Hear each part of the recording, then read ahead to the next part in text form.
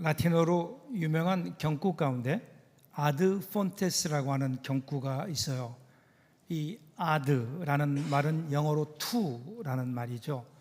그리고 이 폰테스라고 하는 말은 fountain 아니면 source 그런 뜻이에요.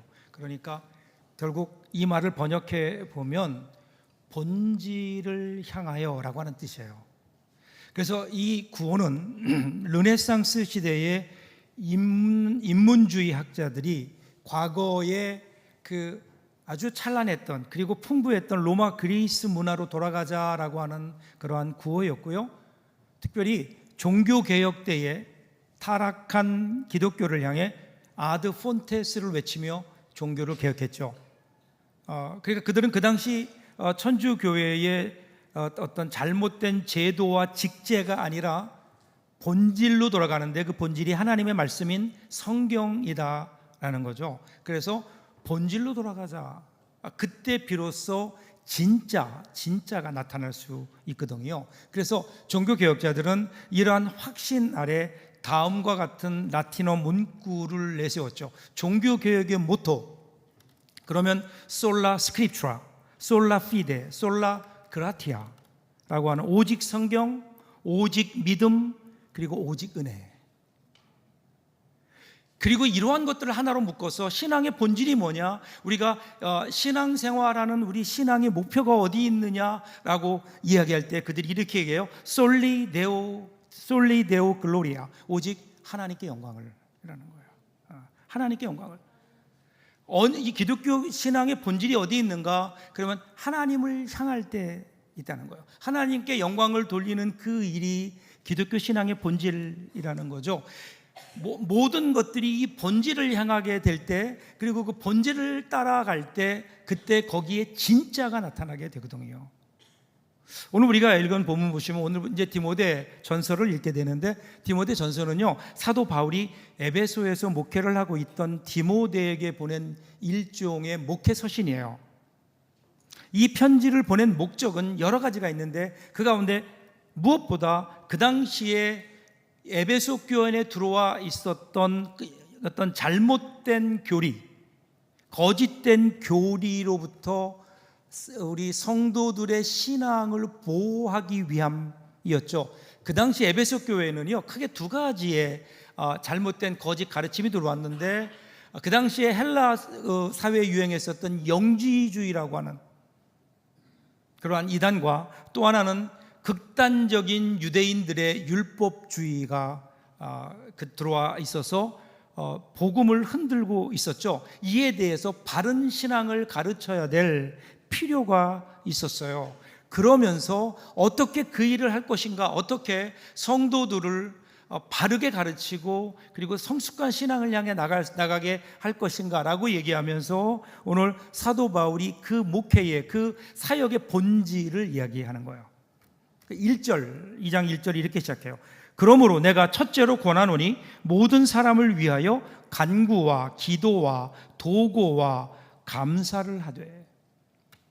사도 바울이 디모데에게 편지를 쓰면서 이렇게 얘기하는 거예요. 디모데야, 너는 무엇보다도 내가 너에게 원하는 것, 내가 너에게 권하는 것은 무엇보다도 먼저 기도해야 된다, 이 얘기예요. 기도해야 한다. 왜 이 기도해야 된다고 이야기할까요? 디모데가 기도하지 않았기 때문일까요? 아니면 디모데가 기도는 별로 중요하지 않다고 생각했기 때문일까요? 아니에요. 디모데는요, 사도 바울만큼 신실한 하나님의 종이었고, 그리고 정말 전심을 다해서 교회를 섬기고 있었어요. 그러니까 누구보다도 기도를 많이 했고 기도의 중요성을 알고 있었을 거예요. 그럼에도 불구하고 왜 강조할까요? 왜 처음으로 무엇보다 기도해야 된다라고 강조할까요? 기도가 본질이기 때문에 그래요. 기도가 기본이에요. 여러분, 기본이 중요하지 않아요? 기본은 지루할 수 있지만, 따분할 수 있지만, 그런데 그것을 지키지 않고서는 그 다음 단계에 올라갈 수 없는 거예요. 여러분, 기본은 쉽기 때문에 우리가 먼저 하는 게 아니에요. 가장 중요하기 때문에 먼저 배우는 겁니다. 그런데 우리가 신앙생활하면서 우리들이 놓치는 부분이 이것 아닐까요? 우리가 신앙생활하면서요, 우리는 기도보다 다른 것들을 더 중요하게 생각할 때가 많아요. 기도보다 일을 중요하게 생각해요. 또 기도보다 봉사하는 걸 더 중요하게 생각해요. 그런데 여러분, 기도보다 중요한 게, 기도보다 우선되어야 될 게 뭐가 있을까요? 여러분, 기도는요, 우리가 해야 되는 많은 일 중에 하나가 아니에요. 이 모든 것의 근간을 이루는 본질이에요. 그래서 기도는 일이 아니라 기도는 본질입니다.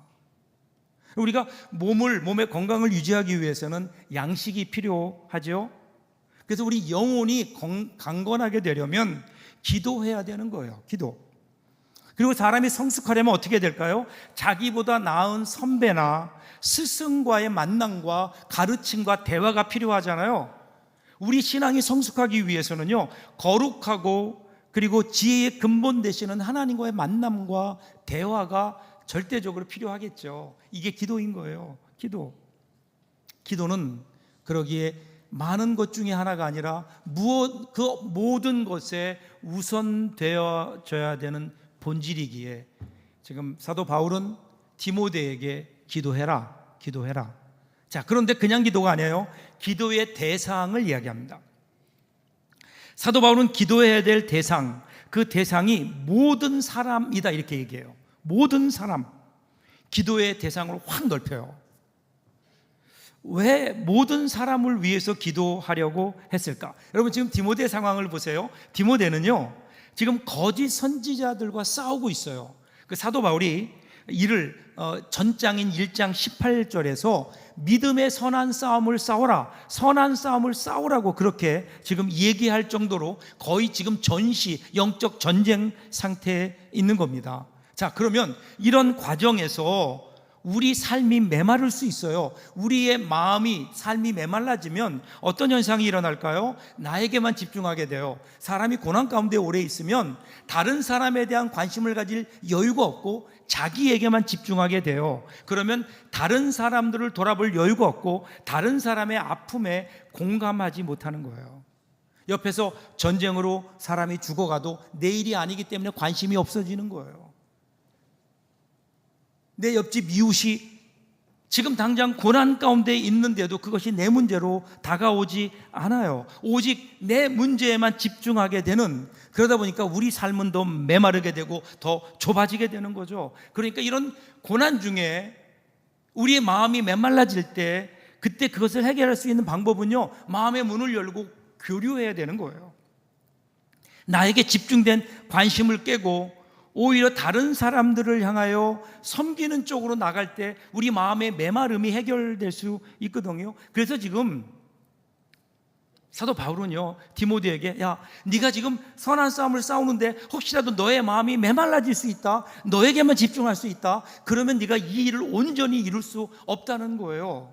하나님의 사역을 온전히 이루려면, 그러면 모든 사람들을 위해서 기도할 수 있는 영적 넓이가 필요하다. 그러면서 기도의 지경을 넓히라 이렇게 얘기해요. 그러면서요, 사도 바울이 4가지 종류의 기도를 이야기해요. 간구와 기도와 도고와 감사. 다 다른 종류라는 게 아니라 이런 의미예요. 우리의 기도가 때로는 간구가 되기도 하고, 때로는 도구가 되기도 하고, 도구가 되기도 하고, 또 한편으로는 감사가 되기도 한다, 그런 말이에요. 여러분, 간구라는 말은요, 긴급한 일에 대한 절박한 기도, 이게 간구예요.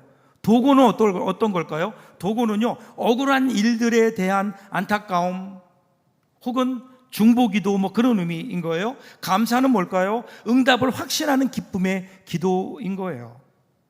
왜 이런 다양한 기도의 종류들이 나올까요? 모든 사람들을 위해서 기도하려고 하면 때로는 도구가 되기도 하고, 때로는 간구가 되기도 하고, 때로는 감사의 기도를 드릴 수밖에 없다라는 거예요. 이러한 일들을 통해서 어떻게 해요? 우리는 모든 사람들을 우리 가슴에 품고 기도하는 그런 사람으로 우리가 세워질 수 있기 때문에 지금 사도 바울은 구체적으로 이러한 기도의 종류를 열거하는 거예요. 여러분, 기도한다는 것, 이게 운이나 우연에 의존하는 거 아니잖아요. 하나님께 내 문제를 떠넘기는 것도 아니잖아요. 내가 진정으로 무엇을 바라는지 나의 마음의 진정을 하나님께 아뢰는 거예요.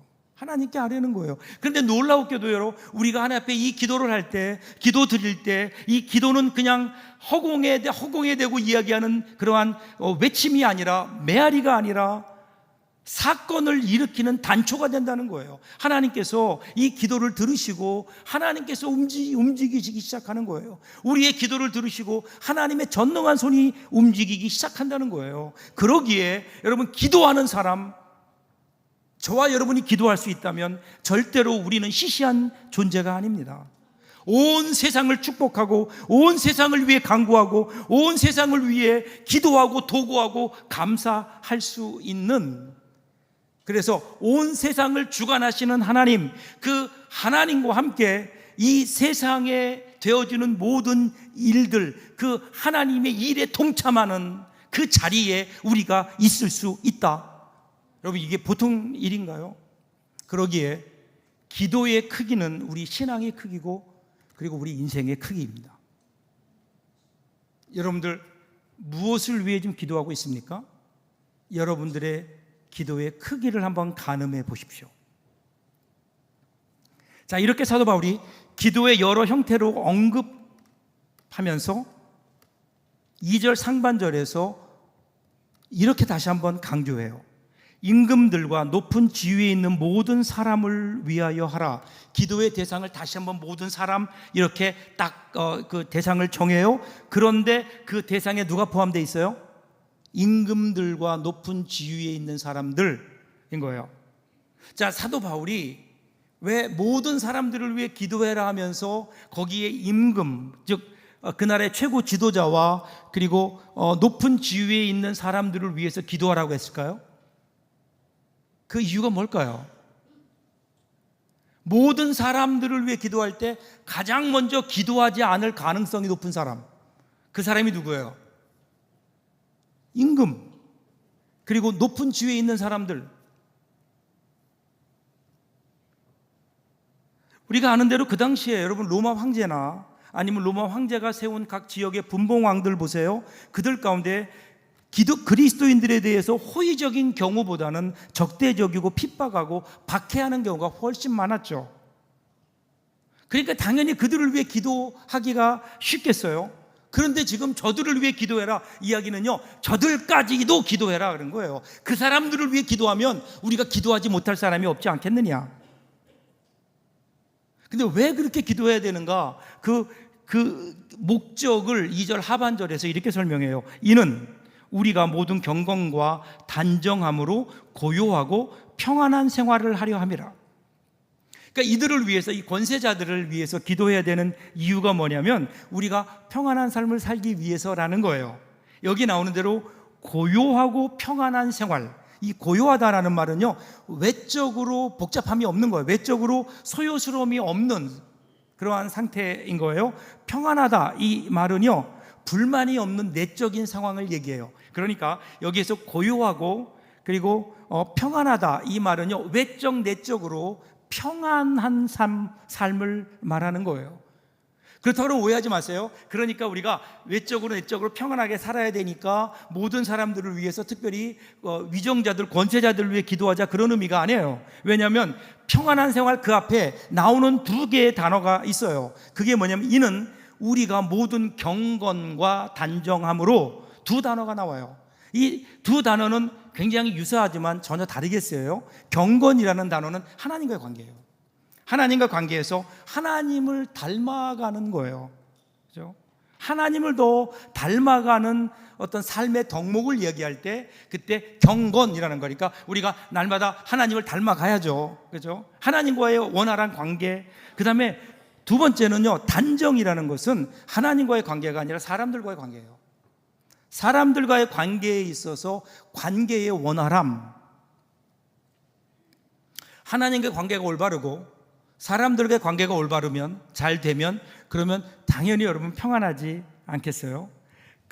왜 그렇게 해야 되느냐? 그러면 그들이 그 키를 쥐고 있다는 거예요. 그렇게 그들을 위해 기도함으로 하나님께서 그들의 마음을 감동하셔서 교회에 대하여 박해를 가하지 않게 되고, 또 그럼으로써 복음 전파도 보다 조금 더 자유롭게 할 수 있고 하나님의 뜻이 그 가운데 이루어질 수 있기 때문에 그들을 위해서 기도해라 이야기하는 거예요.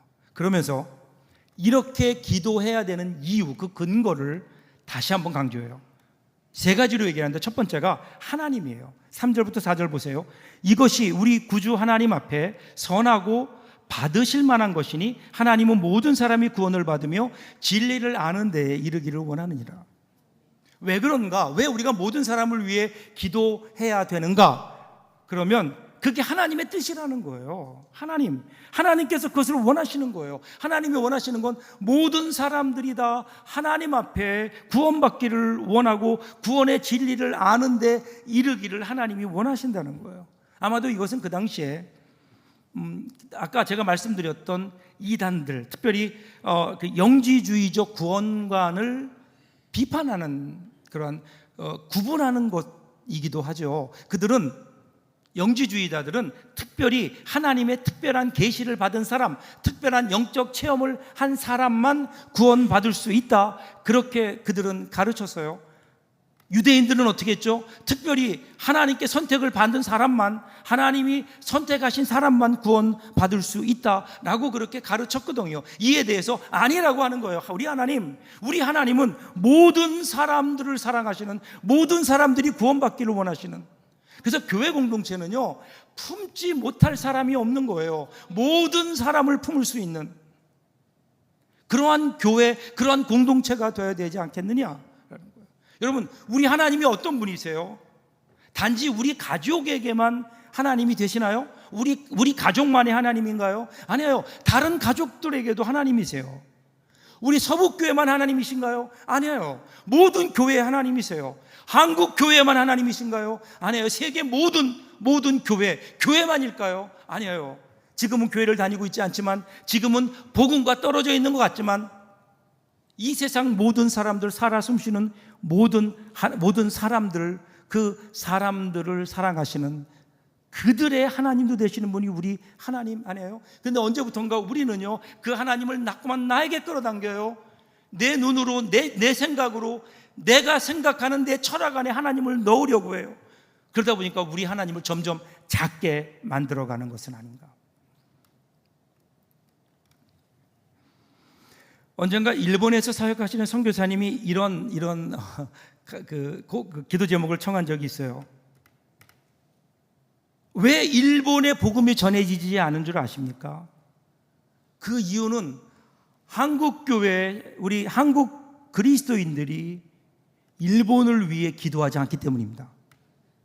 우리 크리스찬들에게는 묻고 푸는 권세가 있는데, 그런데 우리 한국의 크리스찬들이 이 세상에서 지구상에서 가장 열심히 있는 기도를 하는, 우리 한국 크리스찬들이 다른 나라의 선교를 위해서는 열정적으로 기도하는데 일본을 위해 기도하자면 기도 소리가 줄어든대요.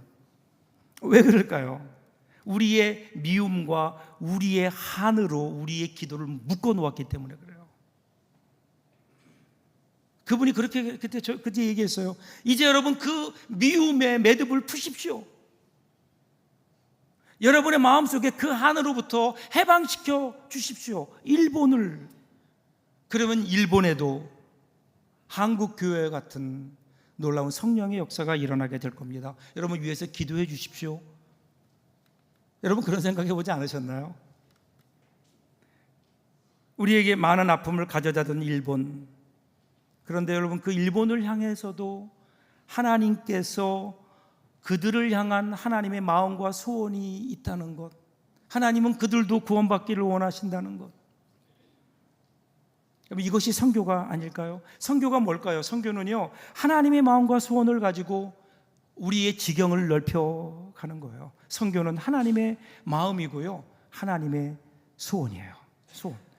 이 선교는 어느 때 가능한가? 우리가 하나님의 눈으로 세상을 바라볼 때, 하나님의 마음으로 세상을 바라볼 때, 그때 진정한 선교가 시작되지 않을까요? 이 일을 위해서 지금 사도 바울이 디모데에게 얘기하는 거예요. 그리고 오늘 우리에게 사도 바울이 이렇게 명령해요. 하나님의 마음으로 바라보라고요. 온 세상을 구원하시기를 원하는 하나님의 마음으로 바라보면, 그러면 모든 사람들을 위해서 당연히 기도할 수 있지 않겠느냐. 두 번째 근거는요, 예수님의 5절부터 6절 보세요. 하나님은 한 분이시요 또 하나님과 사람 사이의 중보자도 한 분이시니 그 사람이신 그리스도 예수라. 그가 모든 사람을 위하여 자기를 대속물로 주셨으니 기약이 이르러 주신 증거니라. 예수님을 이야기해요. 예수님이 누구세요? 예수님이 하나님과 사람 사이의 중보자가 되신다는 거예요. 그래서 쉽게 얘기하면 모든 사람들은 예수 그리스도로 말미암아 하나님께 나아갈 수 있다. 여러분, 원래 하나님과 우리 사이는요 멀어져 있었어요. 죄로 말미암아 사이가 멀어져 있었고 영원하신 하나님의 생명으로부터 분리되어 있었어요. 그리고 하나님과 우리 사이에는 죄악이 가로막고 있어서 우리가 하나님 앞에 나갈 수 없었죠. 모든 사람들이 죄를 범하였음에 하나님의 영광에 이르지 못하더니 하나님께 나아가지 못했어요.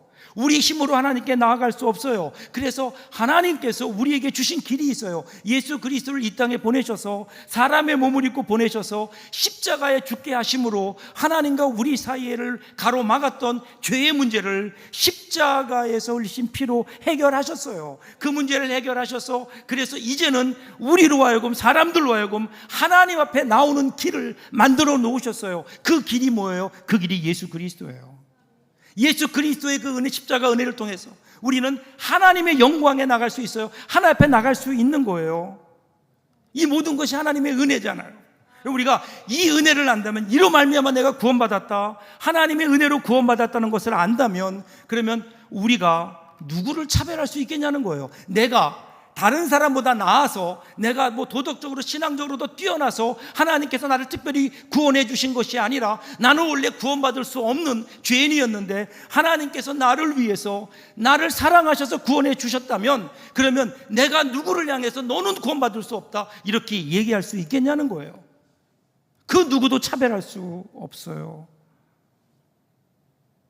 예수님께서 십자가에 죽어주신 것은 모든 사람, 나를 포함해서 모든 사람들을 위해서 죽어주셨기 때문에 오늘 우리는 당연히 그 모든 사람들을 하나님의 마음으로 내 마음에 품고 기도해야 되지 않겠느냐. 혹시라도 여러분 지금 디모데가요, 이 영적 싸움을 하는 과정에서 사람들을 정죄하고 그 사람들을 자기 마음에 자기 기도에서 떨어뜨릴까, 제외시킬까 두려워하는 마음으로 지금 사도 바울이 디모데에게 그렇게 이야기하는 거예요. 마지막 근거, 마지막 세 번째는 사도 바울이에요. 사도 바울 자신입니다. 마지막 7절은 함께 읽어볼 거예요. 같이 읽겠습니다. 이를 위하여 내가 전파하는 자와 사도로 세움을 입은 것은 참말이요 거짓말이 아니니 믿음과 진리 안에서 내가 이방인의 스승이 되었느니라. 모든 사람들을 위해서 기도하는 게 하나님의 뜻이에요. 여기 모든 사람들 가운데는 이방인들이 포함됐죠. 이 이방인들은요, 유대인들이 배제했던 사람들이에요. 그들에게는 구원이 있을 수 없다고 그들은 잘라내었던 사람이에요. 그런데 지금 사도 바울이 그들을 위해서 복음을 전하고 그들을 위해서 기도하고 있다. 이것이 하나님께서 나를 세워주신 그 사명이 여기 있다라는 거예요. 나는 지금 그 일을 묵묵히 감당하고 있다. 그러면 사도 바울이 하나님께 받은 사명, 사도 바울만의 것일까요? 오늘 이 시대를 살아가는 우리들에게도 동일하게 맡겨진 사명이죠. 하나님이 말씀하시는 모든 사람은 어디까지예요? 유대인들이 경면했던 이방인들, 사도 바울이 그 이방인의 사도가 되어서 원수를 사랑하고 그들을 위해서 기도하라고 하셨던 예수님 말씀을 따랐던 사람, 그 사람이 사도 바울이에요. 그러면서 오늘 우리도 그 길을 향해 초대하고 있어요. 오늘 우리의 기도도 이런저런 우리의 생각으로, 이런저런 우리의 아픔으로 우리의 기도의 영역이 점점 줄어들고 있는 것은 아닌가. 그 지경을 좀 넓히라는 거예요 지금. 그래야 우리가 하나님의 사람답게 살 수 있기 때문에 오늘도 여전히 오늘 내 문제만 집중하며 다른 사람들의 관심을 갖지 못한 채 이런저런 모습으로 좁은 기도의 영역, 나만을 위해 기도하고 있는 오늘 우리의 모습. 여러분, 우리 기도가 묶여 있는 거 아닐까요? 나에게서 묶여 있다고요. 나의 자존심 때문에 기도가 묶여 있어요. 나의 한 때문에 기도가 묶여 있어요. 그래서 스스로 정해놓은 한계선을 결코 넘으려고 하지 않아요. 그러다 보니까 우리의 기도가 힘이 없어요. 요한복음 14장 12절 보세요. 우리 주님이 이렇게 말씀하세요. 내가 진실로 진실로 너희에게 이르노니 나를 믿는 자는 내가 하는 일을 그도 할 것이요 또한 그보다 큰 일도 하리니 이는 내가 아버지께로 감이라. 예수님이 하셨던 그 일, 아니 예수님도 못하셨던 그 일을 할 수 있는 비결이 어디에 있다고요? 기도에 있다고요. 기도에. 그런데 우리 기도가 묶여 있어요.